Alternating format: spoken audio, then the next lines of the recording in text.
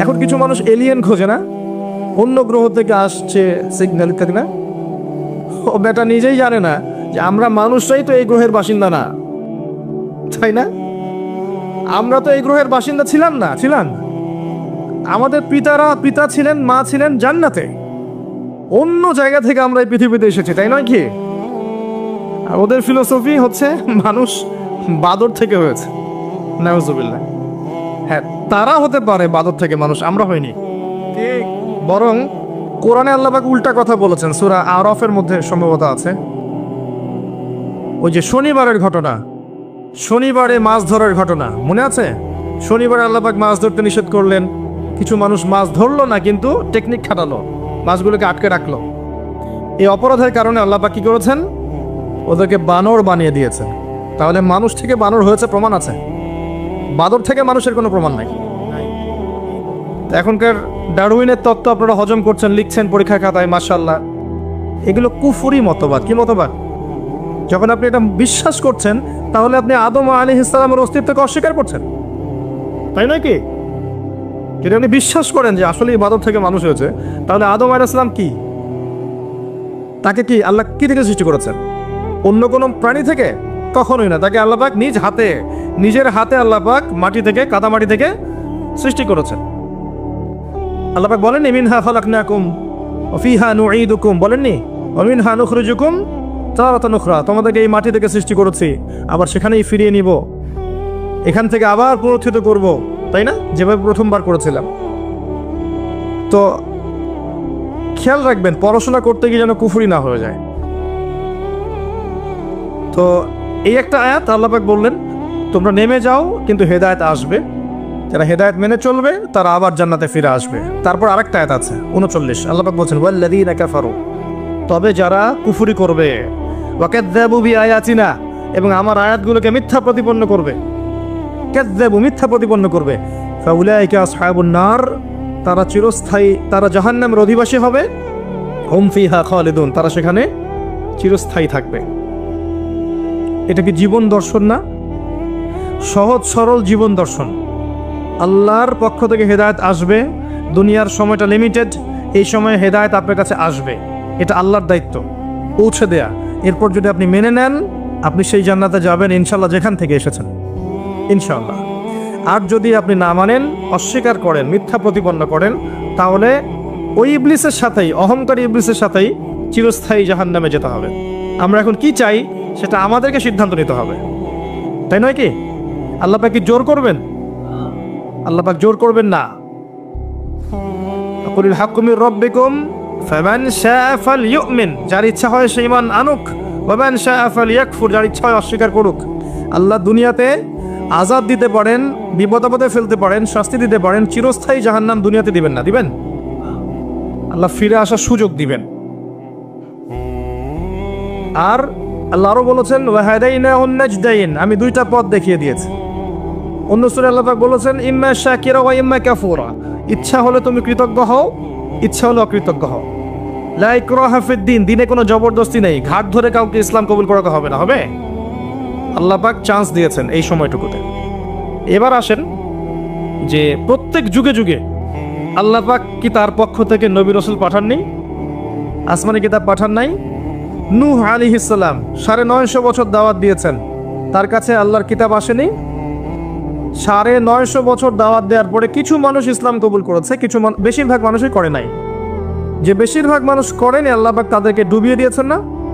আর নূহ আলাইহিস সালামকে এবং তার সঙ্গী সাথী সহ নাজাত দিয়েছেন, উদ্ধার করেছেন, করেননি? একই সুন্নাহ। আদ জাতির কাছে যান, বড় বড় দেহের যারা ঈমান এনেছে আল্লাহ পাক উদ্ধার করেছেন, ঈমান আনে নাই দুনিয়ায় ডুবিয়ে, দুনিয়াতেও লাঞ্ছিত করেছেন, পরকালেও চিরস্থায়ী জাহান্নামে পাঠাবেন। সামুদ জাতি, সালেহ আলাইহিস সালাম, একই কাহিনী। যারা ঈমান এনেছে আল্লাহ পাক উদ্ধার করেছেন, ঈমান আনে নাই ধ্বংস করে দিয়েছেন। কওমে মাদিয়ান, শুআয়ব আলাইহিস সালামের কওম, একই ঘটনা। ঈমান এনেছে উদ্ধার, ঈমান আনে নাই আল্লাহ পাক ভূমিকম্প দিয়ে ধ্বংস করেছেন। ফিরআউন, একই ঘটনা। দাওয়াত দেওয়া হয়েছে, মুজিজা দেখানো হয়েছে, বারবার সতর্ক করা হয়েছে, ফিরআউন শোনেনি, পাল্টা ধাওয়া করেছে, লোহিত সাগরে আল্লাহ পাক একত্রিত করেছেন, মুহূর্তে ডুবিয়ে দিয়েছেন, শেষ। আর মূসা আলাইহিস সালামকে উদ্ধার করেছেন। একটা কথা এখানে বলি, আল্লাহ পাক যেভাবে লোহিত সাগরে মূসা আলাইহিস সালামের বিপক্ষে এই যে ফেরাউন এবং তার অনুসারীদেরকে একত্রিত করেছিলেন এবং একত্রিত করে আল্লাহ পাক সদল বলে ডুবিয়ে দিয়েছেন, ঠিক একই সুন্নাহ আল্লাহ পাক আবারও ভবিষ্যতে করবেন আরেকবার ইনশাআল্লাহ। কার হাতে? ইবনে মারিয়ামের হাতে। কার হাতে? ইবনে মারিয়ামের হাতে। ওয়ামা কাতালুহু ওয়ামা সালাবুহু, তারা ইবনে মারিয়ামকে হত্যা করতে পারেনি, তাকে ক্রুশবিদ্ধ করতে পারেনি। বাল রাফাআহুল্লাহু ইলাইহি, বরং আল্লাহ তাকে তার কাছে উঠিয়ে নিয়েছেন। দুইজন ফেরেশতার পাখায় ভর দিয়ে কিছুটা হলুদ রঙের জামা পরে তিনি নামবেন। কোথায়? দামেস্কে নামবেন, সাদা মসজিদের উপরে। এবং মসজিদের ইমামতি করার জন্য তাকে প্রস্তাব করা হবে। তিনি বলবেন না, এই উম্মতের জন্য ইমামতিকে নির্ধারণ করা হয়েছে।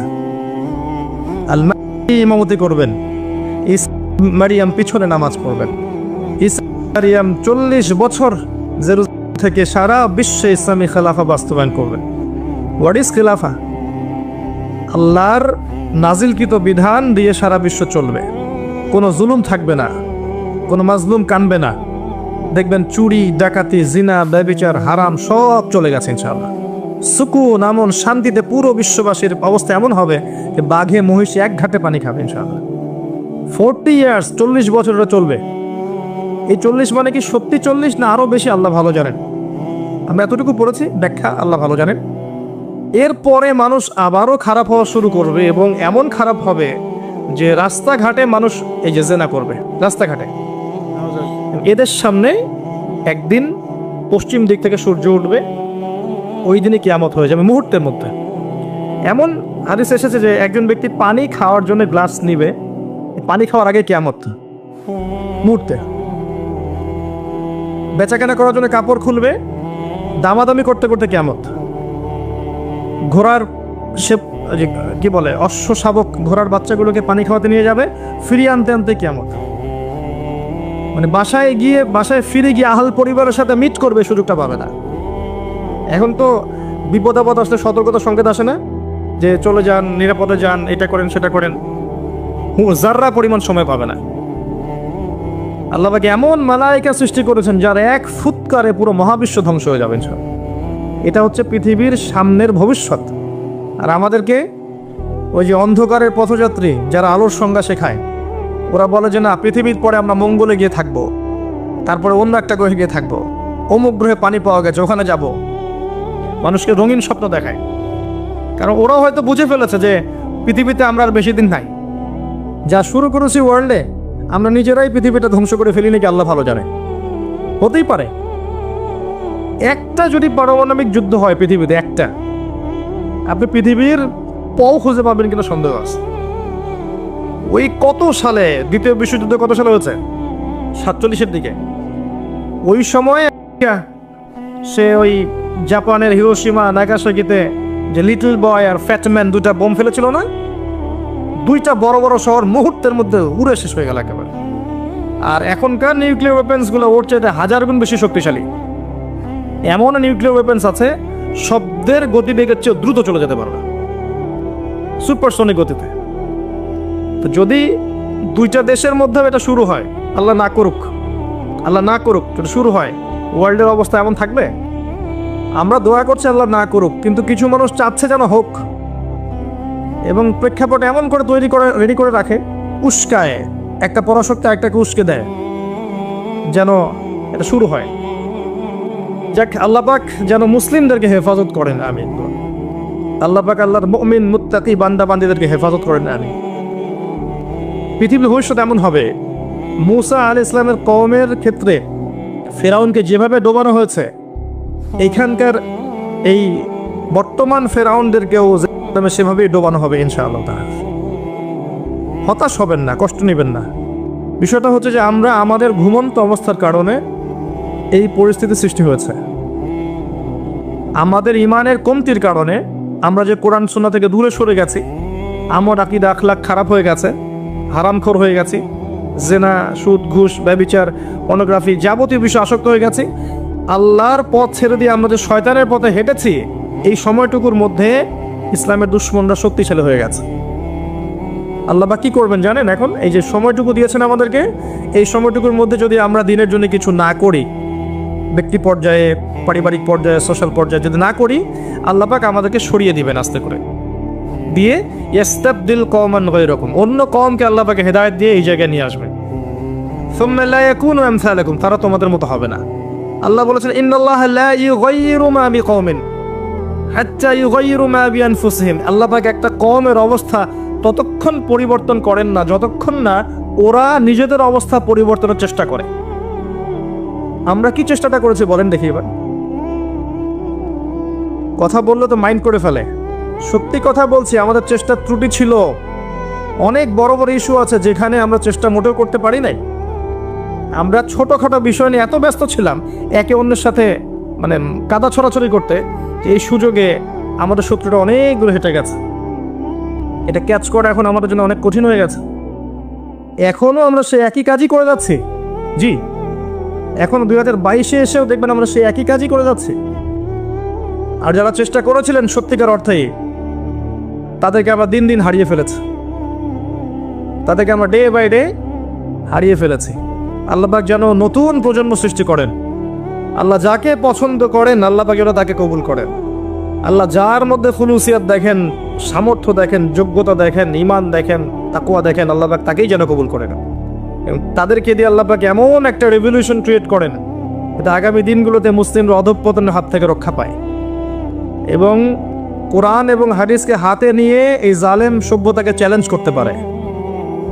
এবং আল্লাহর জমিন, আল্লাহর দিনের যে নূর, যে রব, আল্লাহর দিনের যে ফ্লেভার, যে আধ্যাত্মিকত্ব, যে পতাকার রং, এটা যেন আল্লাহ পাক প্রতিষ্ঠা করতে পারে, তৌফিক দান করে। তো আমি বুঝাচ্ছিলাম যে প্রত্যেক যুগে একই সুন্নাহ। মুসা আলাইহিস সালাম এটা বুঝলেন। আসেন তারপরে, আচ্ছা, তার অনুসারীদের মধ্যে যারা তাকে ফলো করেছে আল্লাহ পাক তাদেরকে হেফাজত করেছেন, যারা করে নাই অভিশাপ দিয়েছেন। আমাদের নবী মুহাম্মদ সাল্লাল্লাহু আলাইহি ওয়াসাল্লামের কাছে আসেন। এখান থেকে শেষ করছি আলোচনা দিকে আমি। মুহাম্মদ সাল্লাল্লাহু আলাইহি ওয়াসাল্লামের সময়ে আবু জেহেল, আবু লাহাব, উতবা, শাইবা, রাবিআ ছিল না? কুরাইশ। মুহাম্মদ সাল্লাল্লাহু আলাইহি ওয়াসাল্লামকে বাধা পেতে হয়েছে প্রথমত নিজেদের লোক থেকে, তাই না? নিজের ঘর, নিজের চাচা, নিজের বংশ। এটাই সুন্নাত ভাই, যে কবুলিয়াত যারা পাবে ওদেরকে ঘর থেকেই বাধা দেয়া হয়। বিরোধী শক্তিরা পরে। আমরা কিন্তু দরুদে পড়ি আল্লাহুম্মা সাল্লি আলা মুহাম্মদ ওয়া আলা আলি মুহাম্মদ কামা সাল্লাইতা আলা ইব্রাহিম। কখনো কি চিন্তা করেছেন যে অন্য নবীদের নাম বাদ দিয়ে এখানে ইব্রাহিমের নাম কেন? ভেবেছেন কখনো? একটু দুইজনের জীবনী পড়ে দেখবেন, দুইজনের জীবনের মধ্যে অনেক মিল আছে। এমনকি আমাদের নবীজি বলেছেন সাল্লাল্লাহু আলাইহি ওয়াসাল্লাম, মেরাজের রাতে আমি যখন আল্লাহর সাথে দিদার সাক্ষাতে গিয়েছিলাম তখন আমি দেখেছি ইব্রাহিম আলাইহিস সালামকে, এবং আমার চেহারা ঠিক তার মতোই, তার চেহারা আমার মতোই, চেহারাতেও মিল আছে। ইসলামের ছেলে ইসমাইল আলাইহিস সালামের বংশ হচ্ছে আমাদের নবী মুহাম্মদ সাল্লাল্লাহু আলাইহি ওয়াসাল্লাম। আরেকটা বংশ হচ্ছে ওই যে ইসহাক আলাইহিস সালাম, তারপর ইয়াকুব, সেখান থেকে বনু ইসরাইল, দাউদ, সুলাইমান, মুসা, ঈসা, সব এই লেগেসির মধ্যে। তো দুজনের জীবনী পড়ে দেখবেন, দুজনের জীবনের মধ্যে প্রচুর মিল। নবী মুহাম্মদ সাল্লাল্লাহু আলাইহি ওয়াসাল্লামকে পরিবার থেকে বাধা পেতে হয়েছে, ইব্রাহিম আলাইহিস সালামকেও পেতে হয়েছে। নবী সাল্লাল্লাহু আলাইহি ওয়াসাল্লামকে ধর্ম নেতারা বাধা দিয়েছেন, ইব্রাহিম আলাইহিস সালামকেও দিয়েছেন। নবী সাল্লাল্লাহু আলাইহি ওয়াসাল্লামকে সমাজ থেকে তাড়িয়ে দেওয়া হয়েছে, ইব্রাহিম আলাইহিস সালামকেও হিজরত করে চলে যেতে হয়েছে। নবী সাল্লাল্লাহু আলাইহি ওয়াসাল্লাম ওই যে মূর্তি ভাঙার মানুষ, তাই না? মক্কা বিজয়ের সময় সব ভেঙে ফেলেছিলেন না? ওয়াকুল জাআল হক ওয়া যাহাকাল বাতিল, এটা পড়ে পড়ে সেই প্রেক্ষাপটে ভেঙেছেন। তারপর তার মানে আপনারা আবার অমুসলিমদের মূর্তি ভাঙতে যায় না, ওটা সেই প্রেক্ষাপট নয়। তিনি মক্কা বিজয় করেছেন, ইসলামিক স্টেট কায়েম করেছেন। ইসলামিক স্টেট কায়েম করার পর তিনি তার লিডার, আমির হিসেবে তার ডিসিশন তিনি নিতেই পারেন, এটা তার রাইটস আছে। এটা এখানে আপনি খাটাতে পারবেন না, কারণ এটা সেকুলার স্টেট। এখানে কোনো অমুসলিমের অধিকার হস্তক্ষেপ করতে পারবেন না, তারা তার মতো ধর্ম পালন করবে। ইব্রাহিম এর জীবনে গিয়ে দেখেন তিনিও কিন্তু ওই যে মূর্তি ভেঙে দিয়েছে। মানে অনেক মিল আছে, আপনি খেয়াল করে দেখবেন জীবনের প্রতিটা ক্ষেত্রেই ইব্রাহিম এবং মুহাম্মদ সাল্লাল্লাহু আলাইহি ওয়াসাল্লামের প্রচুর মিল আছে। হয়তো বা এই কারণে, আল্লাহ ভালো জানেন, হয়তো বা এই কারণে এখানে নামের মধ্যে পাশাপাশি রাখা হয়েছে। আল্লাহু আ'লাম বিস-সাওয়াব, আল্লাহ পাক ভালো জানেন। এটা অন্য একজন আলেমের ব্যাখ্যা, আমি আমার মুখ দিয়ে করলাম। তো নবী মুহাম্মদ সাল্লাল্লাহু আলাইহি ওয়াসাল্লামের জীবনের দিকে তাকান, দেখেন তাকে এই যে আবু জেহেল, আবু লাহাব, উতবা, সাইবা কেউ মেনে নেয়নি। তাকে সমাজে নির্যাতন সহ্য করতে হয়েছে, গালি মন্দ খেতে হয়েছে, হত্যার চেষ্টা করা হয়েছে, দেশ ত্যাগ করে অন্য জায়গায় হিজরত করতে হয়েছে। কিন্তু আল্লাহ রাব্বুল আলামিন তাকে এবং তার অনুসারীদেরকে কিয়ামত পর্যন্ত কিন্তু চিরঞ্জীব করে রেখেছেন, দেখেন নাই? পক্ষান্তরে তার বিরোধিতা যারা করেছিলেন তাদের কাউকে কি আল্লাহ পাক অস্তিত্ব রেখেছেন? একই সুন্নাত। আমাদের নবী সাল্লাল্লাহু আলাইহি ওয়াসাল্লাম যেই যুগে বাস করতেন, শোনেন, সেই যুগের মধ্যে শিরক ছিল। কি ছিল? শিরক ছিল, সুদ ছিল, জিনা ছিল, মাদকদ্রব্য ছিল, আপনার নারীর অবমাননা ছিল, গোত্রীয় হানাহানি কাটাকাটি ছিল। আপনি এখনকার এই বিশ্বের দিকে তাকিয়ে দেখবেন হুবাহু সেই বিষয়গুলোই এখনকার বিশ্বের মধ্যেও আছে, হুবাহু সেই বিষয়। পুরো ওয়ার্ল্ড ওয়াইড আপনি শিরক দেখবেন, ওয়ার্ল্ড ওয়াইড আপনি রিবা, সুদ দেখবেন, সারা বিশ্বব্যাপী আপনি মাদক দেখবেন, সারা বিশ্বব্যাপী নারীর অবমাননা দেখবেন, বেহায়াপনা দেখবেন, জিনা দেখবেন, সারা বিশ্বব্যাপী আপনি দেখবেন গোত্রীয় হানাহানি এখন রাষ্ট্রীয় হানাহানিতে রূপ নিয়েছে। একই স্টাইল চলছে। এরকম একটা জায়গায় নবী সাল্লাল্লাহু আলাইহি ওয়াসাল্লামের কাছে এই বইটা নাজিল করা হলো, আল কোরআনুল কারীম। এই কোরআনুল কারীম দিয়ে নবী সাল্লাল্লাহু আলাইহি ওয়াসাল্লাম 23 বছর দাওয়াতি কাজ করলেন। কত বছর? এবার 23 বছর পরের মক্কার দিকে আপনি তাকান, এখানে কোনো শিরক নাই, আছে? কোনো সুদ নাই, মাদক নাই, নারীর কোনো অবমাননা নাই, কোনো অশ্লীলতা নাই, গোত্রীয় হানাহানি কাটাকাটি কিচ্ছু আছে? কিচ্ছু নাই। এই 23 বছর শুধুমাত্র আল কোরআন এবং এর ব্যাখ্যা সুন্নাহ, এই দুইটাকে কাজে লাগিয়ে নবী সাল্লাল্লাহু আলাইহি ওয়াসাল্লাম জাহেলি সমাজকে সোনালী সমাজে পরিণত করলেন। এই এখন আমাকে বলেন, সেই আল্লাহ কি এখন নাই? সেই কিতাব নাই? সেই নবীর সুন্নাহ নেই? তাহলে আজকেও কি সম্ভব ছিল না জাহেলিয়াত দূর করে আলো জ্বালানো? সম্ভব ছিল না? ছিল। কিছু কাজ করতে হতো বা করতে হবে, বলে দেব কি কি? আল্লাহ আমাকে তৌফিক দান করুন, আপনাদের সবাইকেও করার তৌফিক দান করুন। দুইটার দিক বলছি। এক নম্বর দিক হচ্ছে জ্ঞান অর্জন করতে হবে, জ্ঞান অনুযায়ী আমল করতে হবে, পারিবারিক আদর্শটা ধরে রাখতে হবে, আপনার হালাল রিজিকের ব্যবস্থা করতে হবে, আপনাকে দিনের জন্যে নিজের জান মাল সময় শ্রম প্রতিভা দিয়ে দিনের খেদমতে আঞ্জাম দিতে হবে, উম্মার ঐক্যের জন্য আপনাকে চেষ্টা করতে হবে, অর্থনৈতিকভাবে স্বাবলম্বী হতে হবে এবং এমনভাবে ইসলামের দাওয়াত দিয়ে উম্মাকে, দেশকে, জাতিকে, রাষ্ট্রকে ভালো কিছু দিতে হবে যেন আমরা মধ্যম পন্থায় ইসলামের পতাকা নিয়ে এগিয়ে যেতে পারি। এই কাজগুলো করলে আজও সম্ভব, আলো জ্বালানো আজও সম্ভব। আরেকটা কাজ, এই বইটার হক আদায় করতে হবে, আল কোরআনের হক আদায় করতে হবে, বিশুদ্ধ তিলাওয়াত শিখতে হবে। এক নম্বর কি? বিশুদ্ধ তিলাওয়াত শিখতে হবে। 2 নম্বর হচ্ছে এর কিছু অংশ হিফজ করার চেষ্টা করতে হবে। 3 নম্বর এর অর্থটা বোঝার চেষ্টা করতে হবে। 4 নম্বর এর আদেশগুলো মেনে চলার চেষ্টা করতে হবে। 5 নম্বর এর সমস্ত নিষেধ বর্জন করার চেষ্টা করতে হবে। আর 6 নম্বর এর দাওয়াতটা মানুষের ঘরে ঘরে পৌঁছানোর চেষ্টা করতে হবে। পারা যাবে ইনশাল্লাহ? তিলাওয়াত কতটুকু সময় লাগতে পারে ভাই তিলাওয়াত শিখতে? 1 মাস, 2 মাস, 3 মাস, সর্বোচ্চ 3 মাস। 3টা মাস আমরা 1 ঘন্টা করে আল্লাহর জন্য উৎসর্গ করতে পারবো না? 3 মাসে 90 দিন, তাই না? দৈনিক যদি 1 ঘন্টা করে দেন তাহলে 30 ঘন্টা হচ্ছে আপনার, 90 ঘন্টা হচ্ছে আপনার। তো 90 ঘন্টায় কয়দিন হয়? 90 ঘন্টায় কয়দিন হয়? 4 দিনের বেশি বা 4 দিনের মতোই নাকি? 4 দিনের কাছাকাছি, 3 দিন প্লাস 4 দিনের কাছাকাছি। 4টা দিন যদি আপনি আল্লাহর জন্য দিয়ে দেন, উৎসর্গ করেন, এই বই আল্লাহর কিতাব আপনি পড়া শিখে যাবেন। আপনি কি রাজি নাই? মাত্র 4টা দিন আপনি উৎসর্গ করেন আল্লাহর জন্যে। একজন ওস্তাদের কাছে যান, একজন কারির কাছে যান, মাদ্রাসার শিক্ষকের কাছে যান। আর আমার পরামর্শ যে কমই মাদ্রাসার ওস্তাদদের সাথে থাকেন, এটা আমার পরামর্শ। তাহলে আপনি ভালো শিখবেন। আরবি ব্যাকরণ থেকে শুরু করে আপনি কোরআন, হাদিস, ফিকহ, অন্যান্য বিষয়গুলো ভালো শিখবেন ইনশাল্লাহ। গিয়ে আপনি সুন্দর করে কোরআন পড়া শেখেন। পারবেন না ইনশাল্লাহ ভাই? তিলাওয়াত শিখতে 3 মাস লাগে বলেছি। 3 মাসকে আপনি যদি 90 ঘন্টায় ভাগ করেন, দেখবেন আপনি আপনার জীবনের 4 দিন দিচ্ছেন মাত্র। 4 দিন কোন আলেমের কাছে যান, মুয়াজ্জিন, ইমাম সাহেব, কওমি মাদ্রাসা শিক্ষক, তার কাছে গিয়ে পড়ে থাকেন, আপনি দেখবেন কোরআন শিখে ফেলেছেন ইনশাআল্লাহ। ডেইলি 1 ঘন্টা করে সময় দেওয়া যাবে না ভাই? যাবে না? 1 ঘন্টা আপনি টেলিভিশন বা ফেসবুক, ইউটিউবিং করে কিন্তু নষ্ট করেন না? 1 ঘন্টার চেয়ে বেশি করেন, আড্ডা মেরে, গল্পগুজব করে, যে দোকানে চায়ের স্টলে বসে আমরা নষ্ট করি না? আমি যদি মারা যাই, এই মানুষগুলোর কেউই আমাকে মনে রাখবে না, যাদের জন্য আপনি এত কিছু করছেন। একটা সময় পর্যন্ত রাখতে পারে, এরপর আস্তে আস্তে মানুষের স্মৃতি থেকে কিন্তু আপনি ভুলে যাবেন। মানুষ কাদেরকে মনে রাখে? যারা পৃথিবীতে ভালো কিছু করে গেছে, এদেরকে মানুষ মনে রাখে, তাই না? আমরা যারা সাধারণ মানুষ, আমাদেরকে কি খুব বেশি মানুষ মনে রাখবে ভাই? রাখবে না।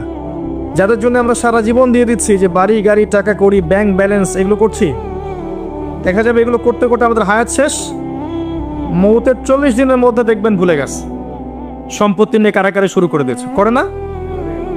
তো দুনিয়ার মানুষের স্বার্থ দেখে নিজের স্বার্থ নষ্ট করার কোনো মানে হয়? আমাদের স্বার্থ হচ্ছে কবর, তাই না? আর পরকালে কোরআন আমার সাথে যাবে না? কোরআন সুপারিশ করবে না? করবে ইনশাল্লাহ। অতএব কোরআনকে সময় দেন, স্মার্ট হয়ে যান। আপনি আপনার ভালো বোঝার শিখেন, কোরআন পড়েন, কোরআন তেলাওয়াত করা শেখেন। 3 মাস, 4 মাস, 5 মাস, 6 মাস, যত সময় লাগে লাগুক, আপনি শেখেন। পারা যাবে ইনশাল্লাহ। আগামী রমজান আসার আগেই কারা কারা শিখবেন? হাত তোলেন ইনশাআল্লাহ। মাশাআল্লাহ, জাযাকুমুল্লাহ। বসেন। প্রত্যেক হরফে 10 নেকি পাবেন। আলিফ লাম মিম বললে 30 নেকি পাবেন। কোরআনে সূরা ফাতিহা পড়বেন, এটা সকল রোগের শেফা। আয়াতুল কুরসি পড়বেন প্রত্যেক ফরজ সালাতের পর, সূরা বাকারার 255 নম্বর আয়াত, আয়াতুল কুরসি। মৃত্যু ছাড়া জান্নাতে যাওয়ার জন্য কোনো বাধা নাই সেই ব্যক্তির। রাতের বেলা সূরা মুলক পড়বেন, ওই ব্যক্তির কবরের আযাব ইনশাআল্লাহ আল্লাহ পাক মাফ করে দিবেন। সূরা কাহফ পড়বেন শুক্রবার, জুমার দিনে। আল্লাহ পাক আপনার জীবদ্দশায় দাজ্জাল বের হলেও আপনাকে আল্লাহ পাক হেফাজত করবেন ইনশাআল্লাহ। সূরা ইয়াসিন মুখস্থ করবেন, আর রহমান পড়বেন, সূরা বাকারার শেষের 2-3 আয়াত পড়বেন রাতের বেলা। সারা রাত ইবাদত করলে যে নেকি হয়, আপনি এখন সূরা বাকারার শেষের 3 আয়াত পরে ঘুমিয়ে যান, সেই নেকি পাবেন ইনশাআল্লাহ। সবই সহিহ হাদিসে এসেছে। সূরা ইখলাস পড়েন 3 বার বা 10 বার, সূরা ফালাক পড়েন 3 বার, নাস পড়েন 3 বার, দৃশ্য অদৃশ্যের সমস্ত ক্ষতি থেকে আপনি বেঁচে থাকবেন ইনশাআল্লাহ। সূরা কাফিরুন পড়েন ঘুমানোর সময়, আল্লাহ পাক আপনাকে শিরকের পথ থেকে বাঁচিয়ে রাখবেন। এই ফজিলতগুলো কখন পাবো ভাই? যখন আমি কোরআন বিশুদ্ধ করে পড়তে জানবো, তখনই তো, নাকি? যদি বিশুদ্ধ পড়তে না জানি, সারা জীবন ভুল পড়ে যাব, অর্থ বিকৃত হবে, আমার ইমানে জায়গা কুফরি হয়ে যেতে পারে। ঠিক আছে? কোরআনে এমন অনেক জায়গা আছে যেখানে মাখরাজের কারণে, অক্ষরের 19-20-এর কারণে এমন অর্থ পরিবর্তন হতে পারে যে ইমান এবং কুফরির প্রশ্ন চলে আসতে পারে। অতএব খুব ভালো করে কোরআন তেলাওয়াত করা শিখতে হবে এবং নিয়মিত কমপক্ষে 1 পারা করে কোরআন পড়ার চেষ্টা করবেন। পারা যাবে ইনশাল্লাহ? ডেইলি 1 পারা মানে আপনার মাসে 30 পারা, মানে প্রতি মাসে আপনি 1টা খতম দিচ্ছেন, বছরে আপনি 12টা খতম দিচ্ছেন। পারা যাবে ইনশাল্লাহ? আল্লাহ পাক তৌফিক দান করুন, আমিন। 1 পারা পড়তে খুব বেশি সময় লাগে না। সর্বোচ্চ আপনার যদি পড়ার ফ্লুয়েন্সি থাকে, আপনি আধা ঘন্টা 40 মিনিট লাগবে। একটু ধীরে পড়েন 1 ঘন্টা লাগবে। এই কাজটা করতে পারেন। আমার পরামর্শ হচ্ছে ফজরের নামাজের পরে। তো ফজরের নামাজটা পড়া হয়ে গেল, পড়ে আপনি এখন জিকির আজগার করছেন, তাসবিহ তাহলিল করছেন, করতে করতে করতে কোরআনটা নিয়ে বসলেন, বসে 1 পারা পড়ে ফেললেন। 1 পারা পড়তে পড়তে আপনার 1 পারার হক আদায় হয়েছে, দেখবেন সূর্য উঠে গেছে। সূর্য উঠে গেল, ইশরাকের সময় হয়ে গেল। তখন আপনি 2 রাকাত নামাজ পড়ে বাসায় ফিরে যান, 1টা কবুল হজ, 1টা কবুল উমরার নেকি পাবেন ইনশাআল্লাহ। মনে করেন ঢাকা শহরের মানুষ, এখন আমি তো ঢাকার মানুষ হয়ে গেছি, জ্যামটা একটা কমন জিনিস না? জ্যামে বসে আছে আধা ঘন্টা 1 ঘন্টা বসে আছে। এই যে ফোন আছে, আপনি ফোনে অ্যাপস আছে না, অ্যাপস বের করেন, 10টা 20টা পড়ে ফেলতে পারবেন না? সময়টা কাজে লাগলো। সময় কাজে লাগাতে হবে, টাইম ভাগ করে করে স্মার্ট হতে হবে, টাইমটা কাজে লাগাতে হবে। মনে করেন আপনি শীতের বেলা ব্যাডমিন্টন খেলছেন, কথার কথা খেলেন তো নাকি, বা ফুটবল খেলছেন, বা যুবকরা অনেক সময় অনেক খেলাধুলা করে, ওই সময়টুকুর মধ্যেও কিন্তু আপনি সুবহানাল্লাহ পড়তেই থাকতে পারেন, মনে মনে পারেন না? আলহামদুলিল্লাহ পড়তে থাকতে পারেন, আল্লাহু আকবার পড়তে থাকতে পারেন। মানে আপনি একটা কাজ করছেন, আরেকটা কাজ করতেছেন মাঝে মনে মনে।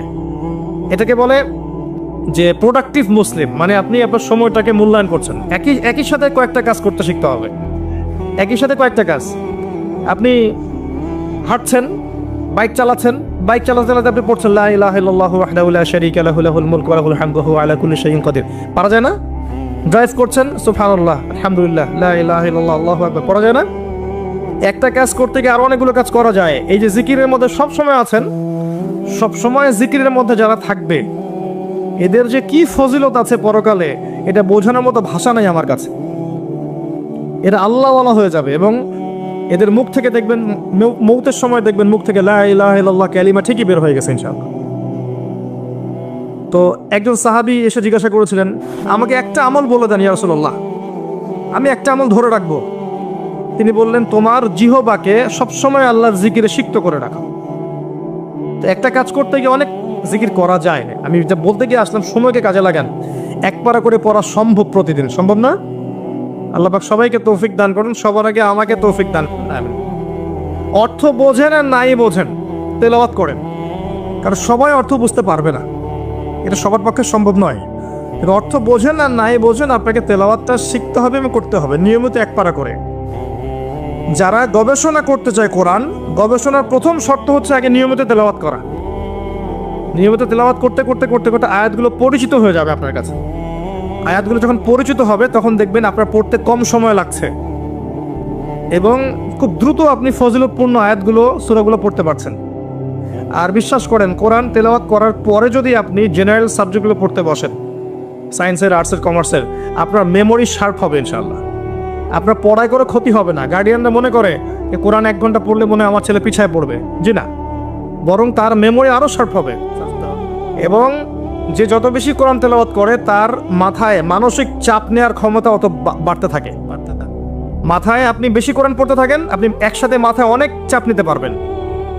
এটা খেয়াল করে দেখবেন, পড়া শুরু করেন, দেখবেন আপনি মাথায় অনেক চাপ নিতে পারছেন, মানসিকভাবে সুস্থ আছেন এবং ফ্রেশ আছেন।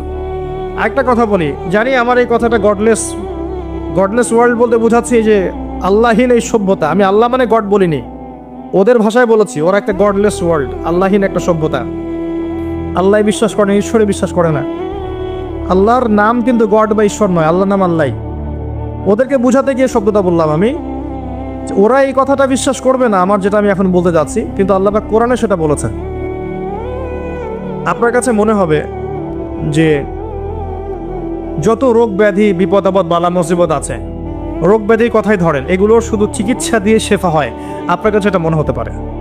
যে কোরআনে আল্লাহ পাক বলেছেন কোরআন ও শেফা। কোরআন যারা বেশি বেশি তেলাওয়াত করে, এই তেলাওয়াতের বরকতে আল্লাহর ইচ্ছায় সে আরোগ্য লাভ করতে পারে। অনেকে বলতে পারে এটা আনসাইন্টিফিক কথা, তাদের দৃষ্টিতে না, তারা তো চাক্ষুষ ছাড়া বিশ্বাস করবে না, তাই না? আল্লাহ পাক কোরআনে বলেছেন ওয়া নুনাজ্জিলু মিনাল কোরআন মা হুয়া শিফাউ ওয়া রাহমাতুল লিল মুমিনিন। আমি কোরআন নাজিল করেছি, এই কোরআনের মধ্যে মুমিনদের জন্য শেফা আছে, আরোগ্য আছে, দেহের আরোগ্য, মনের আরোগ্য আছে, আত্মার রোগের শেফা আছে, এখানে দেহের শেফা আছে। আরেকটা আয়াত বলতে যাচ্ছি, সূরা বানু ইসরাইল। আপনি খেয়াল করে দেখবেন, যারা কোরআন তেলাওয়াত খুব বেশি বেশি করে, অনেক ধরনের বিপদ আপদ, বালা মুসিবত, রোগ ব্যাধি থেকে আল্লাহ পাক হেফাজত করে রাখেন তাদেরকে। এটা তারা বুঝতে পারে, আপনি বুঝতে পারবেন না। আল্লাহ সূরা বানি ইসরাইলের মধ্যে বলেছেন, আল্লাহ বলেছেন যে ওয়া ইযা ক্বরা'তাল কুরআন, হে নবী যখন তুমি কোরআন তেলাওয়াত করবে বা করো, জাআলনা বাইনাকা ওয়া বাইনাল্লাযীনা লা ইউমিনুনা বিল আখিরাহ হিজাবান মাসতুরা। যখন তুমি কোরআন পড়বে, নিয়মিত আপনি কোরআন পড়বেন, কোরআনের সাথে থাকবেন, তখন হে নবী আপনার মাঝে এবং তাদের মাঝে যারা আল্লাহ বিশ্বাস করে না, পরকালে বিশ্বাস করে না, ওই যে গডলেস ওয়ার্ল্ড, ওদের মাঝে আমি একটা অদৃশ্য নিরাপত্তার পর্দা বসিয়ে দিব, ওখান থেকে কোনো ক্ষতি আপনার কাছে আসতে পারবে না। এটা কোরআনের আয়াত। এবার শোনেন, ওয়ার্ল্ডের যত ফিতনা, যত ফাসাদগুলো আছে, এর শেকড় হচ্ছে ওই সভ্যতাগুলো। পর্নোগ্রাফি কোত্থেকে আসছে? ওই দিক থেকে আসছে। গ্লোবাল মাদক কোত্থেকে আসছে? সারা ইউনিভার্সাল সুদ রিবা কোত্থেকে আসছে? ইউনিভার্সাল শিরিক কোত্থেকে আসছে? আল্লাহর এই কোরআনের লস ফান্ডামেন্টাল সব বাদ দিয়ে সব মানব রচিত কোত্থেকে আসছে?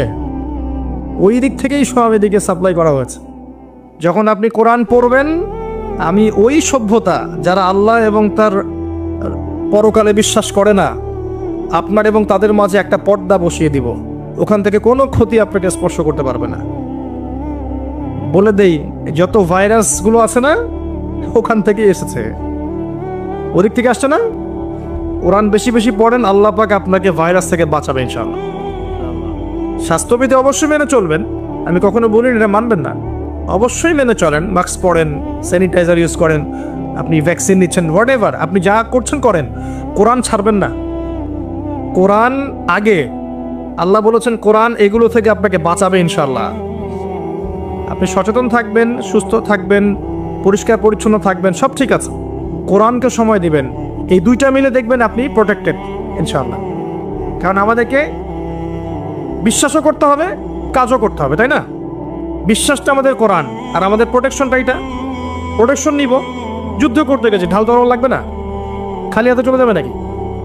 ঢাল তলোয়ার হচ্ছে আমার কোরআন, আর আপনি প্রোটেকশন নিয়েছেন, ঠিক আছে, দুটোই ঠিক আছে, কিন্তু কোরআনকে ছেড়ে দিয়ে নয়। যারা কোরআনকে বাদ দিয়ে শুধু বস্তুবাদিতার দিকে ধাবিত করতে চায়, এরা এক প্রকার অন্ধ জাতি। উসমান রাদিয়াল্লাহু আনহুর মতো ধনী হতে কোনো সমস্যা আছে? আপত্তি আছে? একটা আমল তার জীবনী থেকে পাওয়া যায়, এটা পড়ে আমার কাছে এত নিজেকে এত ছোট মনে হচ্ছে যে কাশ যদি এই আমলটা আমি করতে পারতাম। বলে দিব, চেষ্টা করছি যে করার, আপনারা করার চেষ্টা করেন। উসমান রাদিয়াল্লাহু আনহু ধনী ছিলেন কিনা? তো নবীর কাছে গিয়ে বলছেন যে আমার ধন সম্পদ খুব বেশি বাড়ছে, ইয়া রাসূলুল্লাহ আপনি সম্পদ একটু কমানোর দোয়া করেন তো আমার জন্য। চিন্তা করা যায় মানুষ এমন দোয়া কেউ করবে এই যুগে? আচ্ছা, নবী সাল্লাল্লাহু আলাইহি ওয়াসাল্লাম বললেন তুমি উটের পিঠে, গাধার পিঠে খাওয়া দাওয়া করো, ঠিক আছে, খাওয়া দাওয়া করো। তো তিনি খাওয়া দাওয়া করেন। এখন কয়দিন পরে, কয়দিন বলতে কতদিন আল্লাহ ভালো জানেন, তিনি এসে বলছেন ইয়া রাসূলুল্লাহ আমার তো সম্পদ আরো আগের চেয়ে বাড়তেছে দেখি, আপনি কি দোয়া করলেন? সম্পদ আরো বাড়া শুরু করেছে এখন। তখন তিনি বলছেন যে তুমি যখন খাও, তখন তোমার হাত থেকে যদি খাবার পড়ে যায় তুমি কি করো? তখন তিনি বলেছেন আমি, আমার হাত থেকে খাবার যদি পড়ে যায়, একটা দানাও যদি পড়ে যায়, আমি উটের পিঠ থেকে নেমে সেই খাবারটাকে তুলে পরিষ্কার করে তারপর খাই।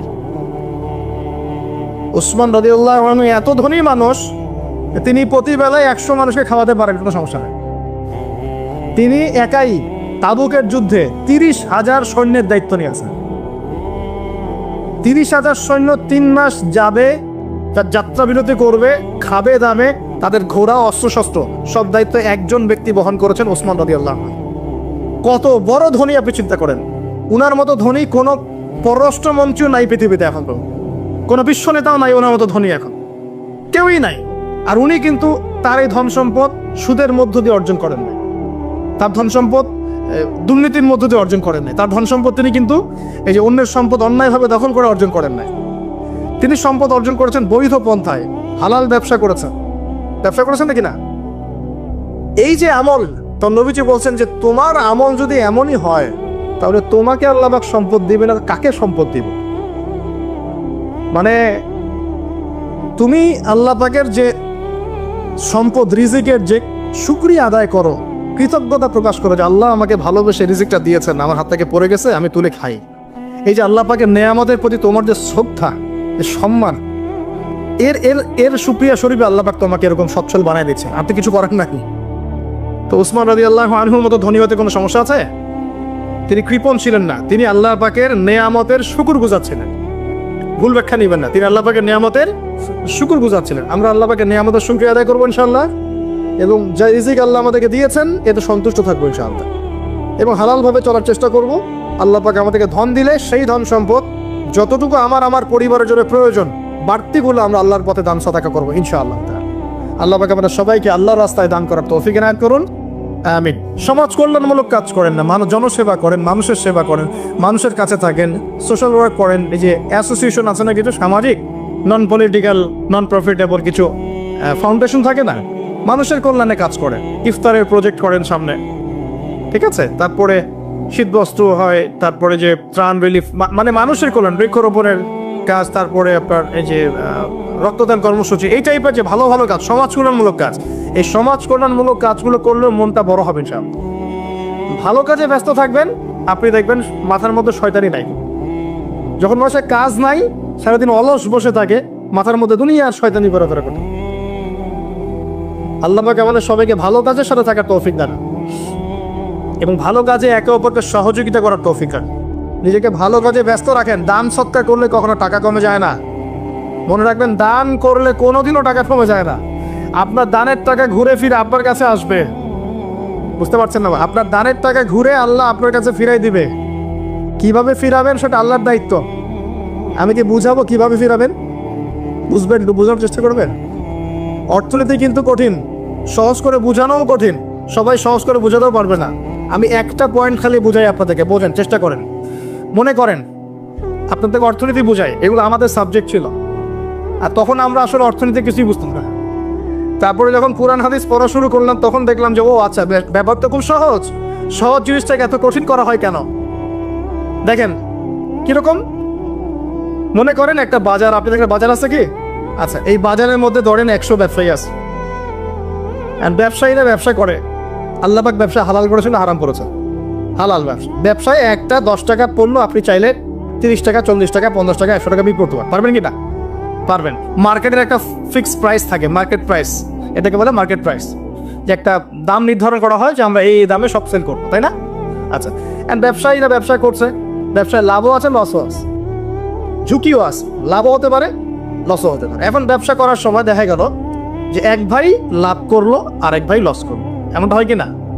আচ্ছা, আল্লাহ পাক এখানে কি করেন জানেন? এই বাজারের মধ্যে যে সম্পদগুলো আছে, অর্থ সম্পদ, আপনারা যেটা কারেন্সি বলেন, এগুলো আল্লাহ রাব্বুল আলামিন হাত থেকে হাতে ঘোরাতে থাকেন। আজকে আপনার হাতে, কালকে তার হাতে, কালকে তার হাতে, পশু আরেক ভাইয়ের হাতে। এই সম্পদ বাজারের মধ্যে ঘুরতে থাকে। বাজারটা হতে পারে সমাজ, হতে পারে রাষ্ট্র, হতে পারে বিশ্ব। ভালো করে বোঝেন, ছোট পরিসরে হতে পারে সমাজ, হতে পারে রাষ্ট্র বা বিশ্ব।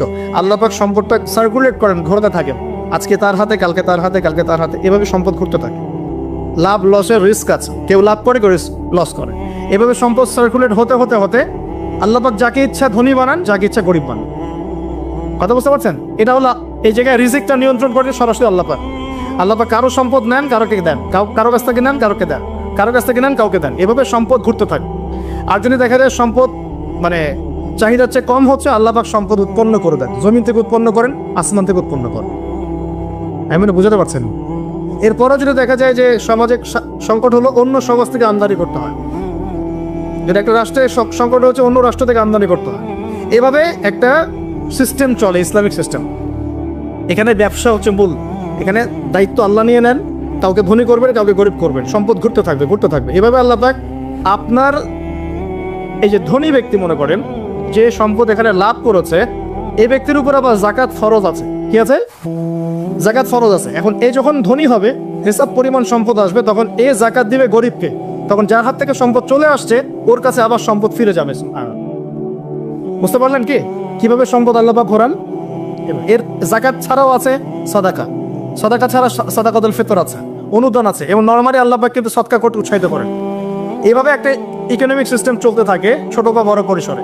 এইভাবেই মদিনা টিকে ছিল, এইভাবেই মদিনার ইকোনমিক সিস্টেম চলতো নবী সাল্লাল্লাহু আলাইহি ওয়াসাল্লামের যুগে। তো সেখানে আরো একটা বিষয় এক্সট্রা ছিল, যেটা এখন নাই। সেটা ছিল গনিমত। সেটা কি? রাসূল সাল্লাল্লাহু আলাইহি ওয়াসাল্লাম সাহাবীরা বিভিন্ন যুদ্ধ এবং জিহাদ করতেন কিনা? না, তারা তো এগুলো করতেন না। ঘর মসজিদে বসে খালি সুবহানাল্লাহ পড়তেন। হ্যাঁ নাকি? বদর উহুদ তো হয়নি ইসলামে, হয়েছে? বদর উহুদ বলে কোনো যুদ্ধ হয়েছে নাকি?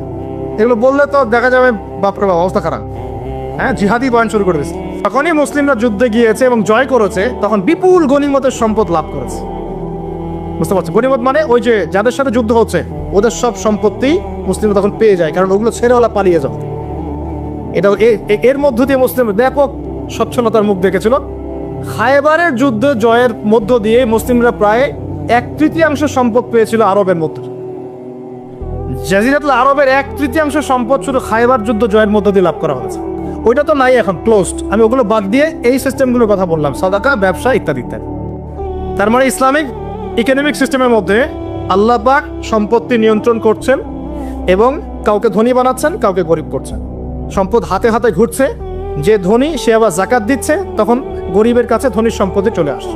এখন চলমান সিস্টেমে কি সমস্যা হয়? যখন আপনি ব্যবসাটাকে গুটিয়ে নিয়ে সুদটাকে প্রাধান্য দিচ্ছেন, মানে সুদের মধ্যে কি লাভ লস দুটা রিস্ক আছে, ঝুঁকি আছে কোনো? সুদে আপনি যখন খান, আপনি কি বলেন ঠিক আছে আমি 100 টাকা নিলাম, ব্যবসায় লাভ হলে আমি দিব 50%, লস হলে 50%? এটা তো সুদ না, এটা কি সুদ? যখন আপনি বলেন যে আমি 100 দিয়েছি, আমাকে 110 দেওয়া লাগবে, 100 দিয়েছি আমাকে 110ই দেওয়া লাগবে, আপনি তো লসের রিস্ক নিবেন না? নিবেন? সুদখোর কি লসের ঝুঁকি নিবে নাকি লাভের শর্তে টাকা দিবে? এখন যখন আপনি লাভ লসের ঝুঁকি নিচ্ছেন না, তখন একজন লাভ করা একজন লস করার কোনো সিস্টেম বাজারে থাকছে না। তখন সম্পদ ধনিক শ্রেণীর হাতে পুঞ্জীভূত হচ্ছে, তারা আস্তে আস্তে ধনী হতে থাকবে, গরিবরা আস্তে আস্তে গরিব হতে থাকবে। এরও উপরে যখন সে আবার জাকাত দিবে না, তখন ওই সম্পদ আবার গরিবের কাছেও ফিরে আসবে না। এভাবে সুদের মধ্য দিয়ে সম্পদ সংকীর্ণ হয়ে যায়, একদম একটা মার্কেট, সমাজ, রাষ্ট্র বেচাকার অবস্থা হয়, দেউলিয়া হয়ে চলে যাবে। একটা করে কথা বলেছিলাম, ফলেছিল কি অর্থনীতির কথাগুলো? পাকিস্তানের কথা ফলেছে? পাকিস্তানের সামনে আরো ভয়াবহ পরিণতি আছে। আর এগুলো থেকে শিক্ষা না নিতে পারলে আমাদের সামনে ক্ষতি আছে। এগুলো বলবেই বাকে, বোঝাবেই বাকে। আর আল্লাহ পাক আমাদের কথা গ্রহণ করার মানসিকতা দান করবে। কমপক্ষে কথাগুলো শুনে একটু যাচাই করার তৌফিক আল্লাহ দান করবে। যাচাই করার পর যদি দেখা যায় যে হ্যাঁ ঠিকই বলেছে ছেলেটা, বা কম কিছুটা হলেও ঠিক বলেছে, ওইটুকু অন্তত গ্রহণ করার তৌফিক আল্লাহ দান করবে। একবারে যদি নেগলেক্ট করে দূর এইসব কথা শোনারই দরকার নাই, তাহলে তার কিছু হইব না। সমস্যা নাই, আমাদের কাজ কি? ফাযাক্কির ইন্নামা আনতা মুযাক্কির। আল্লাহ পাক আল্লাহর দ্বীনের দায়ীদের দায়িত্ব দিয়েছেন, তোমরা উপদেশ দিবে, তোমরা শুধু উপদেশদাতা। লাস্তা আলাইহিম বিমুসাইতির, কারো প্রতি তোমরা দারোগা নাও, চাপ দিয়ে মানাতে হবে, এই দায়িত্ব তোমাকে দেওয়া হয় না। জাস্ট বলে দিয়ে চলে আসবে সামনে। ফাযাক্কির ইন্নাফাআতিয যিকরা, তুমি উপদেশ দিবে হে নবী। সায়াযাক্কারু মান ইয়াখশা, যে উপদেশ গ্রহণ করবে সে শীঘ্রই গ্রহণ করবে, যে আল্লাহকে ভয় করে সে শীঘ্রই উপদেশ গ্রহণ করবে ইনশাআল্লাহ তাআলা। প্রিয় ভাইরা, তো এখনকার চলমান বিশ্বের ইকোনমিটা হচ্ছে সুদ ভিত্তিক। এই কারণেই ইকোনমিক সমস্যাগুলা, মন্দাগুলা, স্যাংশনগুলা, করাপশনগুলা, এগুলো সুযোগ থেকে যায়। আদারওয়াইজ ইসলামিক ইকোনমিক সিস্টেম পরিপূর্ণরূপে থাকলে এই সমস্যাগুলো হতো না। রমজান মাসে ওয়াদা নাম্বার 5, কয়টা ওয়াদা পড়ছেন এই পর্যন্ত ভাই? 4টা। ওয়াদা নাম্বার 5 হচ্ছে রমজান মাসে যার জাকাত ফরজ হয়, জাকাত অবশ্যই জাকাত আদায় করে দিবেন ইনশাআল্লাহ। করবেন কি না? আপনারা কি মনে করেন যে নামাজই খালি ফরজ, জাকাত ফরজ নয়? জাকাত ফরজ নয়? যে কেউ যদি মনে করে নামাজ ফরজ, জাকাত ফরজ না, সে ব্যক্তি কাফের। হ্যাঁ, আমার ফতোয়া না, যে কোনো আলেমকে জিজ্ঞাসা করেন না, যে কোনো মাযহাবের আলেমকে জিজ্ঞাসা করেন, যে কোনো মাযহাবে। মান ফাররাকা বাইনা সলাতি ওয়াজ যাকাত, যে ব্যক্তি সালাত এবং যাকাতের মধ্যে পার্থক্য করে, সে ব্যক্তি মুসলিম মিল্লাত থেকে খারিজ হয়ে যাবে। আবু বকর সিদ্দিক রাদিয়াল্লাহু আনহুর যুগে কিছু মানুষ যাকাত দিত না, দিতে চায় নাই। আবু বকর সিদ্দিকের মতো নরম মানুষ না কোনো নরম মানুষ, নামাজে দাঁড়ালেই ঝরঝর করে কান্না শুরু করেন, নরম মনের মানুষ, তিনি যাকাত অস্বীকারীদের বিরুদ্ধে যুদ্ধ করলেন। ইতিহাস পড়ে দেখেন। তারপরে তারা ভয়ে যাকাত দেওয়া শুরু করলেন। একজনের বিরুদ্ধে অ্যাকশন নেওয়া হয়েছে, বাকিরা ভয়ে যাকাত দেওয়া শুরু করেছে। রাষ্ট্রীয় কোষাগার সমৃদ্ধ হলো। মুসলিমরা ওই সময় সুদের মধ্য দিয়ে রাষ্ট্রীয় কোষাগার বৃদ্ধি করত। যাকাত ছিল, গনিমত ছিল, সাদাকা ছিল, ব্যবসা ছিল, কৃষি ছিল, এইগুলোর মধ্য দিয়ে তারা সমৃদ্ধ হতো। আর এই সমৃদ্ধি দিয়ে আমরা প্রায় 1200 বছর বিশ্ব শাসন করেছি। কত বছর? 1200 বছর আমরা বিশ্ব শাসন করেছি। আর এখন আমাদেরকে চাইতে হয়, লোন দেন, এই করেন, সেই করেন। আমাদেরকে নিচের হাত হইতে হয়েছে, নিচের হাত। কি লজ্জা আমাদেরকে নিচের হাত হতে হয়েছে, ওরা এখন উপরের হাত। ওরা আমাদেরকে এখন অনুদান দেয়, আবার সুদের শর্ত দিয়ে দিবে। আপনারা তো IMF বুঝবেন না, ওইটা দিয়ে আমি যাচ্ছি না। এমন কিছু শর্ত দিবে যেটা রাষ্ট্রের গলা দড়ি চিপে রেখে দিবে কেমন। এটা যারা এখানে বিজ্ঞ ব্যক্তিত্বরা আছেন তারা বুঝবেন আমার কথায়। গলার মধ্যে দড়ি দিয়ে ফাঁস লাগিয়ে রেখে দিবে, এর নাম লোন দেওয়া। গলায় দড়ি দিয়ে ফাঁস ধরে রেখে দিবে, এর নাম লোন দেওয়া। দিবি না মানে টানজি নিয়ে নিবে। তারপর শ্রীলঙ্কা বানায় রাখে দিন এগুলো। শ্রীলঙ্কা এমনি এমনি হয়েছে নাকি? ওর গলা আগে রশি পরাইছো, নে তুই নে এগুলো সব নে। আর রশি আস্তে আস্তে টান দিছে দিয়ে এক পর্যায়ে যখন দেখছে এ তো আর আমার কিছু শোধ করতে পারবে না, টান দিয়ে সব নিয়ে নাও, দেউলিয়া শেষ নাই। শিক্ষা বিশ্ব বুঝতে হবে কোরআন সুন্নাহ আল্লাহ পাক শুধু এই যে ঝাড়ফুঁক করার জন্য, তাবিজ করার জন্য, হ্যাঁ শুধু বরকত নেওয়ার জন্যই নাজিল করেন নাই। কোরআন এবং সুন্নাহ আল্লাহ পাক নাজিল করেছেন যাতে কোরআন সুন্নাহ দিয়ে আমরা চলমান সমাজের, বিশ্বের সমস্ত সমস্যা কোনো সমাধান খুঁজে বের করতে পারব। না কি মনে হয় আপনাদের? এই জন্য আল্লাহ নাজিল করেন নাই? আমি তায়ার বলি তাহলে বুঝবেন। আল্লাহ বলছে সূরা নাহল আয়াত নাম্বার 89, সূরা নাহল আয়াত নাম্বার 89 89 আল্লাহ পাক বলছেন বিসমিল্লাহির রহমানির রহিম ওয়া নাযালনা আলাইকাল কিতাব, হে নবী আমি আপনার প্রতি এমন একটা কিতাব নাজিল করে দিয়েছি, মানে কোরআন, তিবিয়ানান লিকুল্লি শাই, যে কিতাব প্রতিটা বিষয়কে ব্যাখ্যা করবে। ইনশাআল্লাহ ব্যাখ্যা করে কিনা? কোরআন প্রতিটা বিষয়কে ব্যাখ্যা করে কিনা? বা হুদান, এবং কোরআন হবে আমাদের জন্য হেদায়াত, মানে পথ নির্দেশ, গাইডেন্স। ও রাহমাতান, এবং আল্লাহর পক্ষ থেকে রহমত, দয়া। ও বুশরা লিল মুসলিমিন, আর মুসলমান জাতির জন্য এই কোরআন হচ্ছে সুসংবাদ। বলে সুবহানাল্লাহ। এই কোরআন যদি পড়ি না, বুঝি না, আমল করি না, তাহলে এর সমাধান কেমন করে বের করব? আল্লাহ পাক আমাদেরকে এমন ওলামায়ে কেরাম দান করুন, এমন প্রজন্ম দান করুন, এমন যুব সমাজ দান করুন, এমন নেতৃত্ব দান করুন যারা কোরআন এবং সুন্নাহর জ্ঞান দিয়ে পুরো বিশ্বটাকে শাসন করতে পারবে ইনশাআল্লাহ। আল্লাহ পাক, আমি দোয়া করি আল্লাহ পাক আমাদের ঊর্ধ্বতন কর্তৃপক্ষ সবাইকে এমন হেদায়েত দান করুন যে হেদায়েতের আলোকে তারা কোরআন সুন্নাহর কাছে এমনভাবে আত্মসমর্পণ করবে যে ওই হেদায়েতের আলো নিয়ে, ওই আলোর মশাল নিয়ে ইনশাআল্লাহ বিশ্বটা জয় করবে ইনশাআল্লাহ। এমন প্রজন্ম আসবে ইনশাআল্লাহ। যদি এই এস্টিমেশনগুলা, প্রেডিকশনগুলা ফলে, এরকম প্রজন্ম যে আসবে এটাও একদিন ফলবে ইনশাআল্লাহ। তাহলে আমরা নিয়াত করতে পারি কি, 7 নম্বর ওয়াদা করতে পারি যে আমরা সবাই কোরআন এবং সুন্নাহর ইলমটা অর্জন করব ইনশাআল্লাহ। কমপক্ষে বেসিক কিছু জ্ঞান অর্জন করব ইনশাআল্লাহ। আমি বলছি না যে সবাইকে মুফতি হওয়া লাগবে, সবাইকে দায়ী হতে হবে, সবাইকে একদম মুফাসসির হতে হবে, এটা জরুরি না, এটা মানুষ পারবেও না। কিন্তু কমপক্ষে ইসলামের বেসিক জিনিসগুলো কি আমরা শিখতে পারি না ভাই? শেখার জন্য খুব কষ্ট করতে হবে। আল্লাহ পাক আমাদের সবাইকে খাস নিয়াত করার তৌফিক দান করুন, খালেস নিয়াত করার তৌফিক দান করুন। দ্বীনের জ্ঞান অর্জন আল্লাহ পাক ফরজ করেছেন ভাই। দ্বীনের জ্ঞান অর্জন করা মুস্তাহাব বিষয় নয়, নফল কিছু নয়। তালাবুল ইলমি ফরিদা আলা কুল্লি মুসলিম, প্রত্যেক মুসলমানের উপরেই দ্বীনের ইলম অর্জন করাটা ফরজ। এটা কি নফল? আমরা নিজেরা অর্জন করব, আমাদের সন্তানদেরকে শেখাবো, মা বোনদেরকেও শেখাবো। মা বোনদেরকে শেখানো লাগবে না ভাই? খালি চুলাই ঠেলবে সারা জীবন? নাকি দিনের কিছু জ্ঞান অর্জন করাতে হবে? নাকি করাতে হবে না? আল্লাহ পাক আমাদের সবাইকে আদর্শ ইসলামিক পরিবার দান করুন বলি আমিন। যে কথা বলতে এসেছি গভীরে চলে গেছিলাম। আপনারা যাকাত দিয়েন, রমজান মাসে আল্লাহর ওয়াস্তে যাকাতগুলো দিয়ে দিয়েন এবং আল্লাহর ওয়াস্তে একটু ওয়াদা করেন আর যাই করেন অর্থনৈতিক জীবনে সুদের সাথে সম্পৃক্ত হবেন না। হবেন? সুদের পাপ কি? নিজের মায়ের সাথে জেনা করা। এই হাদিস কেউ শোনায় নাই ভাই? সুদের পাপের 70টা বা 73টা শাখা আছে। তার সবচেয়ে উঁচুটা আমি বলেছি কোরআন থেকে, আল্লাহ এবং তার রাসূলের সাথে যুদ্ধ করা। সবচেয়ে নিচের পাপটা কি জানেন? সবচেয়ে নিচের পাপ হচ্ছে নিজের মাকে বিয়ে করা। নাউযুবিল্লাহ। নিজের মাকে কেউ বিয়ে করে? এর চাইতেও জঘন্য কাজ হলো সুদ খাওয়া, কারণ সুদের মধ্য দিয়ে মানুষের রক্তকে চুষে খাওয়া হয়। আর মেরাজের রাতে যখন নবী সাল্লাল্লাহু আলাইহি ওয়াসাল্লাম, যে মেরাজের কথা বলছিলাম, তিনি আল্লাহর সাথে সাক্ষাৎ করতে গিয়েছিলেন, তখন জাহান্নামের অনেক আযাব তিনি দেখেছেন। আর কিছু প্রশ্ন করতে পারে মানুষ যে জাহান্নাম কি তাহলে আগেই তৈরি হয়ে আছে, আযাব কি এই সেই, এগুলো অ্যান্সার দেওয়ার জন্য আরেকটা লেকচার লাগবে। মনে রাখবেন, সময় এর নিয়ন্ত্রণ আল্লাহর হাতে। আমাদের কাছে অতীত, বর্তমান, ভবিষ্যৎ এই বিষয়গুলো আছে, আমাদের টাইম ফ্রেমের মধ্যে এটা আছে। আল্লাহ পাকের কাছে এইভাবে সময় না যে অতীত একটা, এটা বর্তমান, এটা ভবিষ্যৎ, এমন নয়। সব কিছু আল্লাহর সামনে, সব কিছু। আমরা যেখানে ঘুরি, এই সৌরজগতে আমরা ঘুরছি, এই যে ওয়াজ করছি যখন আমরা, এখনো জমিনটা ঘুরছে কি না? আমাদেরকে নিয়ে পৃথিবী ঘুরছে শূন্যের মধ্যেই। সুবহানাল্লাহ বলেন। আমাদেরকে নিয়ে পৃথিবী এখনো এই মুহূর্তেও শূন্যের মধ্যে ঘুরছে, আসমানে ঘুরছে কি না? আমরা কি টের পাচ্ছি? টের পাচ্ছি না। সূর্য উঠছে আমাদের কাছে মনে হয় যে একটা দিন আসলো, ডুবলো, একটা রাত হয়ে গেল। যদি আল্লাহ পাক পৃথিবীর ঘোরার গতিটাকে কমায় দেন তাহলে কি হবে জানেন? দিন রাত লম্বা হয়ে যাবে। বুঝেন না মনে হয়?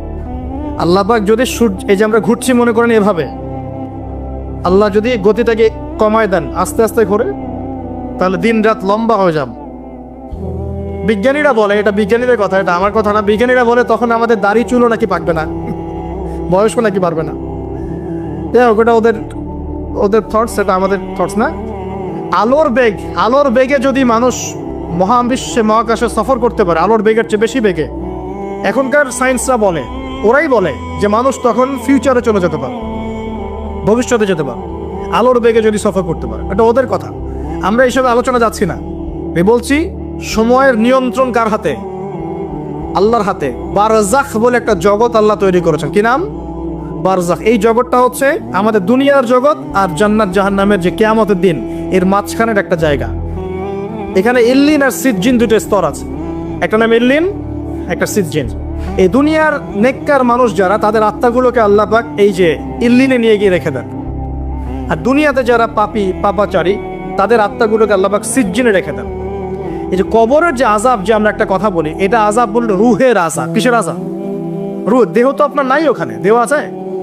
দেহ তো পচে গেছে, গলে গেছে, তাহলে আযাবটা কিসের? রুহে। বুঝাচ্ছি, আমি এই পড়াশোনাটা করেছি ইমাম গাজ্জালী রাহিমাহুল্লাহর বই থেকে। এত গভীর মানে লেখা, মানে ধরতে গেলেও মনে হয় যে একটা লাইন 10 বার পড়তে হচ্ছে।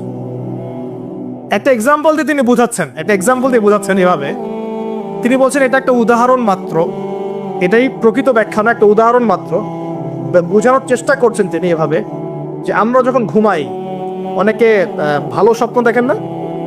ভালো স্বপ্ন দেখে আপনার কাছে ভালো লাগছে, খুব মজা লাগছে না?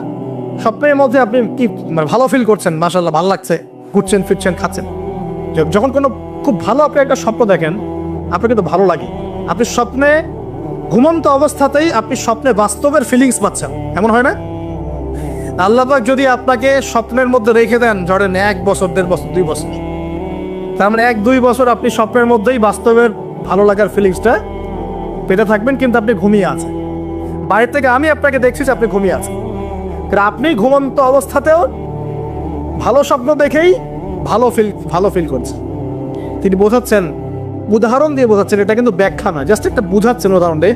আল্লাহ পাক যখন শহীদদের রূহগুলোকে জান্নাতে রেখে দেন, জান্নাতে তারা এইভাবে রূহগুলো ঘুরতে থাকে, ফল ফলাদি খেতে থাকে, পাখির মধ্যে রূহ দিয়ে দেন, সবুজ পাখি, এই পাখি উঠতে থাকে, তারা ভালো ফিল করতে থাকে। ওই হায়াতটাকে আল্লাহ পাক তাদের কাছে বাস্তব বানিয়ে দিয়েছেন। কথা বুঝতে পারছেন? ওই হায়াতটাকে আল্লাহ পাক তাদের কাছে বাস্তব বানিয়ে দিয়েছেন। তাদের কাছে মনে হচ্ছে এটাই বাস্তব, এটাই জগৎ। আল্লাহ চাইলে করতে পারেন না? একটা ঘুমন্ত মানুষকে যদি আল্লাহ করতে পারেন, তাহলে শহীদদের ব্যাপারে করতে পারেন না? পারেন। আবার ধরেন একজন মানুষ পাপাচারী, আপনি কখনো কখনো স্বপ্ন দেখেছেন, ভয়ের স্বপ্ন, আটকে উঠছেন, শ্বাস বন্ধ হয়ে যাচ্ছে, এমন হয়নি অনেকদিন? আর হবে তো বেশি, কারণ কানে তো হেডফোন দিয়ে গান শোনেন, আর হেডফোন কানে দিয়ে ঘুমান, FM শুনতে শুনতে ঘুমান, হ্যাঁ এই কি করতে করতে ঘুমান। ঘুমানোর আগে তো দোয়া কালাম নাই, দোয়া কালাম মাসলুম দোয়া কালাম তো নাই, সূরা মুলক নাই, সূরা বাকারা শেষের আয়াত নাই, ইত্যাদি নাই, পবিত্রতা নাই, বিছান ছাড়েন না, লাইকস অফ করেন না। আপনার সুন্নত মাফিক তো ঘুমাচ্ছি না আমরা। ঘুমানোর কতগুলো সুন্নত জানেন? ঘুমানোরই কত সুন্নত আছে। ইস্তেঞ্জা করতে হয়, ওযু করে আসতে হয়, পারলে মেসওয়াক করে নেয়, বিছান ঝাড়তে হয়, বিসমিল্লাহ বলে লাইট অফ করতে হয়, দরজায় খিল দিতে হয়, পাত্র যদি থাকে খাবার পাত্র, পানির পাত্র ঢেকে দিতে হয়, তারপরে পড়তে হয় বিছানায় গিয়ে আয়াতুল কুরসি, সূরা বাকারা শেষের 2-3টা আয়াত, সূরা ফালাক নাস ইখলাস, হাত একত্রিত করে ফু দিয়ে সারা গা মাসাহ করতে হয়। ডান কাত হয়ে আল্লাহুম্মা বিইসমিকা আমুতু আহইয়া বলে এই যে 33 বার সুবহানাল্লাহ, 33 বার আলহামদুলিল্লাহ, 34 বার আল্লাহু আকবার পড়তে পড়তে ঘুমাতে হয়। কয়জন জানে কয়জন ঘুমানোর সুন্নত? ঘুমানোর আগে এখন কানে হেডফোন, ব্লুটুথ, হাবি জাবি এইসব দিয়ে যুবকরা ঘুমাচ্ছে। প্রতিটা কাজ নবীর সুন্নত মতো করার চেষ্টা করবো, আল্লাহ পাক তৌফিক দান করুন। এই যে 9 নম্বর ওয়াদা করেন, জীবনের প্রতিটা কাজ নবীর সুন্নাহ মতো করবেন। রাজি আছেন ইনশাআল্লাহ? ইনশাআল্লাহ। একদম চেহারা থেকে শুরু হবে, চুল দাড়ি পোশাক আশাক থেকে শুরু হবে। আল্লাহ পাক যত উপরে নিয়ে যাবেন, আপনি যেখানেই যান নবীর সুন্নাত বাস্তবায়ন করবেন ইনশাআল্লাহ। আল্লাহ পাক তৌফিক এনায়েত করুন, বলি আমিন। মনে করেন খারাপ স্বপ্ন দেখছেন, খারাপ স্বপ্নে এখন আপনি কষ্ট পাচ্ছেন, দেখছেন যে পানিতে ডুবে যাচ্ছে না, দেখছেন যে আপনি আগুনে পড়ে যাচ্ছেন, নাউজুবিল্লাহ, দেখছেন যে আপনি হয়তো কেউ আপনার শ্বাস গলা চিপে ধরেছে ইত্যাদি, মানে আপনি কষ্ট পাচ্ছেন। বাইরে থেকে কিন্তু আমি আপনার কষ্ট বুঝতে পারবো না, পারবো? আপনি ঘুমিয়ে আছেন, ঘুমিয়ে আপনি কষ্ট পাচ্ছেন। এখন এই ঘুমন্ত কষ্টের স্বপ্নটাকে আল্লাহ পাক যদি 5 বছর লম্বা করে দেন, পারবেন কি না? আল্লাহ পাক পারেন কি না? 5 বছর ঘুমিয়ে আছেন, আপনি উঠতে পারতেছেন না। এখন এটা হয় না যে আল্লাহ চাইলে পারেন, সম্ভব কি না? আল্লাহ পাক 309 বছর ঘুম পাড়া রাখেন নাই মানুষকে, আছে না দলিল? কোরআনে আছে না? কোন সূরায়? এই তো মাশাআল্লাহ, মাশাআল্লাহ, সূরা কাহফে আছে না? 309 বছর আল্লাহ পাক 9 জন 10 জন ছেলেকে ঘুম পাড়া রাখছেন না? রাখছেন। তো এখন মনে করেন যে আল্লাহ পাক আপনাকে ওই কষ্টের আযাবটাকে লম্বা করে দিলেন, কষ্টের এই স্বপ্নটাকে লম্বা করে, তাহলে আপনি কিন্তু ঘুমের মধ্যেও কষ্ট ফিল করবেন। এখন কবরে যদি আল্লাহ পাক বারজাকের জীবনে সিজ্জিনে কিছু আত্মাকে রেখে আত্মাগুলোকে আযাব দেন এবং ওইটাকেই যদি তাদের কাছে বাস্তব ফিল দিয়ে দেন, তাহলে কি তার আযাব পাবে না? অনেক ব্যাখ্যা আছে যেগুলো নিয়ে আলাদা লেকচার দেওয়া লাগে। এতটুকু বোঝেন যে আল্লাহ পাক ইন্নাল্লাহ আলা কুল্লি শাইইন কাদির, আল্লাহ পাক প্রতিটা বিষয় সম্পর্কে ক্ষমতাবান। আল্লাহ পাকের হাতেই সব ক্ষমতা, আল্লাহ সব করতে পারেন। যে আল্লাহ পাক আমাকে শ্বাস নেয়ার ক্ষমতা দিচ্ছেন, নিঃশ্বাস নিচ্ছি, একটা নিঃশ্বাসের দাম কি অন্য কেউ দিতে পারবে? যে আল্লাহ পাক এনভায়রনমেন্ট, বায়ুমণ্ডলের মধ্যে নাইট্রোজেন গ্যাস দিয়ে দিয়েছেন, এই গ্যাসটি কে দিয়ে? অন্য কেউ দিয়েছে? যে আল্লাহ পাক শ্বাস নেয়ার জায়গা দিয়েছেন, আমাদের হার্ট যে পাম্প করছে, জন্মের সময় থেকে পাম্প করছে, এখন পর্যন্ত থামে নাই, একদিন 1 মিনিটের জন্য থেমে গেলেই শেষ। এটা কে চালু করে রেখেছে? যে আল্লাহ এত কিছু করতে পারেন, সেই আল্লাহর পক্ষে নবী সাল্লাল্লাহু আলাইহি ওয়াসাল্লামকে তার কাছে নিয়ে যাওয়া, এই আযাবগুলো দেখানো এমন কঠিন কিছু? এগুলো নিয়েও এখন মানুষ প্রশ্ন তোলে। ঈমান কোন জায়গায় চলে গেছে চিন্তা করেন। তো এখানে নবীজি অনেকগুলো শাস্তি দেখেছেন, তার মধ্যে একই পাপের কারণে তিনটা শাস্তি দেখেছেন। কয়টা ভাই? এই সেই বিখ্যাত পাপের নামটাই হচ্ছে সুদ। কি নাম সেই পাপের? একবার দেখেছেন কিছু লোককে রক্তের নদীতে ফেলে দিয়ে মাথা ফাটিয়ে দেওয়া হচ্ছে। জিজ্ঞাসা করলেন এরা কারা? জিবরাইল আলাইহিস সালাম বলছেন এরা আপনার উম্মতের সেই সব ব্যক্তি যারা সুদখোর ছিল। রক্তের নদী কেন? কারণ রক্ত চুষে খাইতো তারা মানুষ। মাথা কেন ফাটায় দেওয়া হচ্ছে? কারণ এই মাথা দিয়ে বলেছিল ইন্নামাল বাইউ মিসলুর রিবা, ব্যবসা সুদ একই জিনিস। এই শয়তানি মাথা থেকে বের হয়েছে, এই কারণে মাথা ফাটিয়ে দেওয়া হচ্ছে। আর একটা শাস্তি দেখেছেন, তারা পাথর খাচ্ছে, পাথর, বড় বড় পাথর খাচ্ছে, পিছনের রাস্তা দিয়ে পাথর বের হয়ে যাচ্ছে। জিজ্ঞেস করলেন কাদের কি কারণে শাস্তি দেওয়া হচ্ছে? জিবরাইল আলাইহিস সালাম বললেন এটাও সুদের কারণ। 3 নাম্বারটা দেখেছেন তিনি, যে কিছু মানুষ শুয়ে আছে আর এই পেটটা, এই বাড়ি, আমাদের বাড়ি যেমন উঁচু, বাড়ির মতো উঁচু হয়ে আছে পেটটা, আর পেটের ভিতরে অজগরের মতো বড় বড় সাপ কিলবিল কিলবিল করছে। এই 3টা শাস্তি তিনি দেখেছেন। দেখে জিবরাইল আলাইহিস সালামকে বলছেন এই 3টা শাস্তি কি কারণে? 3টার ক্ষেত্রেই জিবরাইল আলাইহিস সালাম বলেছেন সুদের কারণে, সুদের কারণে, সুদের কারণে।